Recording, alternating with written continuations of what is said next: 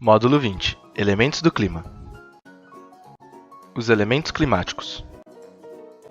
O primeiro dos elementos climáticos é a temperatura, que pode ser definida como o estado de agitação das moléculas, sendo que quanto mais agitadas, maior será a temperatura.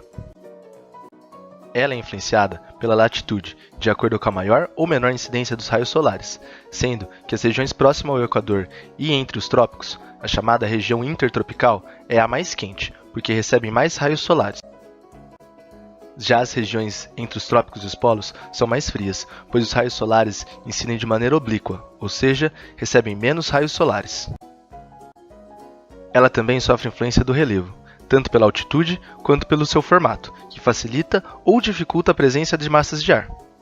Quanto maior for a altitude, menor vai ser a temperatura.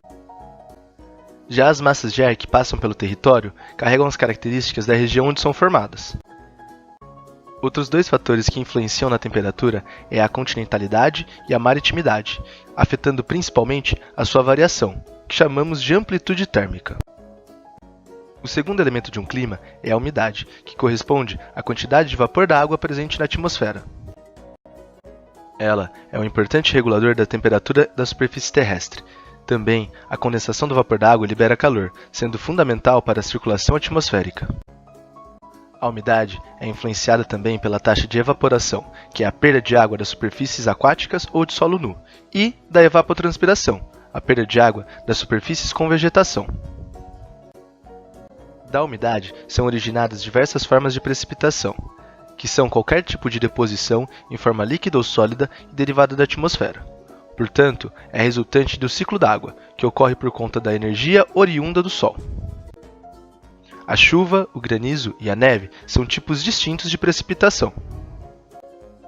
No Brasil, a principal forma de precipitação é a chuva, que pode ser classificada em alguns tipos distintos.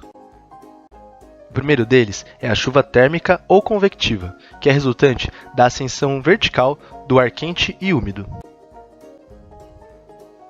Esse ar, ao atingir maiores altitudes, se satura e se condensa, gerando chuvas torrenciais de curta duração. O segundo tipo é a chuva orográfica ou de relevo, que ocorre em áreas onde o relevo força a ascensão do ar quente e úmido. Ao atingir áreas de maior altitude, frias, ocorre a saturação do ar, resultando em chuvas. O último tipo é a das chuvas frontais ou ciclônicas, que é decorrente da instabilidade resultante do encontro de massas de ar com temperaturas diferentes. Existem ainda outras formas de precipitação, as sólidas, como a neve e o granizo, já citados anteriormente. A neve é resultante do congelamento de gotículas d'água que se juntam sob cristais de gelo microscópicos. Já o granizo é um fenômeno de escala local, que se forma em grandes altitudes resultante do movimento ascendente e descendente das nuvens. A distribuição da umidade das chuvas em escala global tem uma inter-relação muito próxima com diversos fatores, como as correntes marítimas, as zonas de temperatura, os ventos oceânicos e as dinâmicas da baixa atmosfera. O último elemento climático é a pressão, que se modifica em virtude da distribuição da umidade e da energia da Terra. Nas regiões onde o ar é mais aquecido, ele se expande, ficando as moléculas mais distantes umas das outras, e assim tendo uma pressão menor. Desse modo, formam-se as áreas de baixa pressão, que atraem os ventos. Já nas regiões mais frias, o ar é resfriado e se contrai, ficando as moléculas mais próximas umas das outras e exercendo uma pressão maior. Desse modo, formam-se as áreas de alta pressão, de onde os ventos saem. Em geral, os ventos correm das zonas de alta pressão para as zonas de baixa pressão, formando assim as zonas de convergência dos ventos. Uma das mais importantes zonas de convergência dos ventos é a zona de convergência intertropical, que se localiza próxima à linha do Equador e se desloca conforme a estação do ano.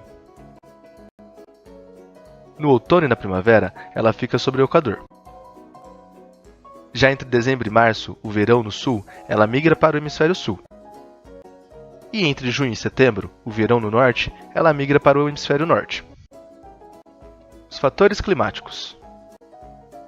Além dos já apresentados no módulo 19, outros fatores climáticos também contribuem para a formação dos climas, como por exemplo as correntes marítimas, que funcionam como rios dentro do oceano, influenciando o clima das regiões por onde passam.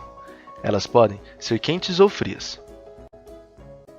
As correntes quentes podem causar o aumento da temperatura e da umidade, sendo as principais a corrente do Golfo, na América do Norte, a corrente das Guianas, no norte da América do Sul, a corrente do Brasil, que se forma próximo ao litoral brasileiro e vai em direção à África, e a corrente do Atlântico Norte, que banha o norte europeu.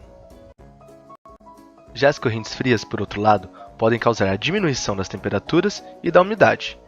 As principais correntes frias são a corrente de Humboldt, no oeste da América do Sul, a corrente de Benguela, no oeste africano, e a corrente de Labrador, no nordeste da América do Norte. Um outro fator climático importante são as massas de ar, que podem ser definidas como uma porção individualizada da atmosfera quanto às suas características ou qualidades. Elas se formam em superfícies planas de grande extensão, como planícies continentais ou os oceanos.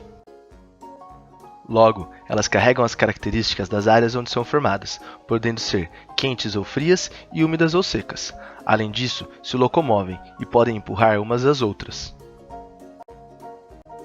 As principais massas de ar que atuam no Brasil são a massa equatorial atlântica, que se forma próxima à linha do Equador e sobre o Oceano Atlântico. Logo, ela é quente e úmida, atuando principalmente no litoral do Nordeste durante os meses quentes.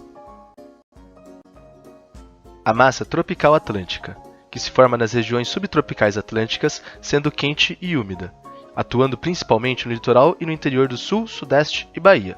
Ela, quando se encontra com o relevo de planaltos e serras da porção oriental brasileira, causa chuvas orográficas. A massa tropical continental, que se forma na porção sul da América do Sul. Ela é quente e seca, por se formar acima de uma área continental. Ela atua principalmente no centro-oeste brasileiro durante os meses quentes. A massa equatorial continental, que se forma sobre a floresta amazônica, uma área com grande evapotranspiração.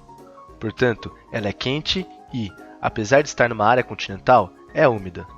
E no verão, migra para o interior do continente, causando chuvas. Por fim, a massa polar atlântica, que se forma no sul do Oceano Atlântico, próxima à região polar. Por estar próxima do polo, ela é fria, e por estar acima do oceano, ela é úmida. Ela age principalmente no inverno e causa uma série de fenômenos climáticos no Brasil. Ela avança pelo interior do Brasil graças ao corredor orográfico do relevo brasileiro, causando o fenômeno da friagem na região do Amazonas. Já no litoral nordestino, ela é responsável pela ocorrência de chuvas durante o inverno. E no centro-oeste e no sul, causa queda da temperatura, podendo haver até a precipitação de granizo e neve. O último dos fatores climáticos são as frentes, que são caracterizadas pelo encontro, no interior da atmosfera, de duas massas de ar diferentes. As frentes frias acontecem quando o ar frio empurra o ar quente, provocando a sua ascensão. O encontro entre essas duas massas de ar distintas gera chuvas frontais. Já as frentes quentes acontecem quando o ar quente empurra o ar frio, provocando a sua compressão, e da mesma maneira, gerando chuvas frontais.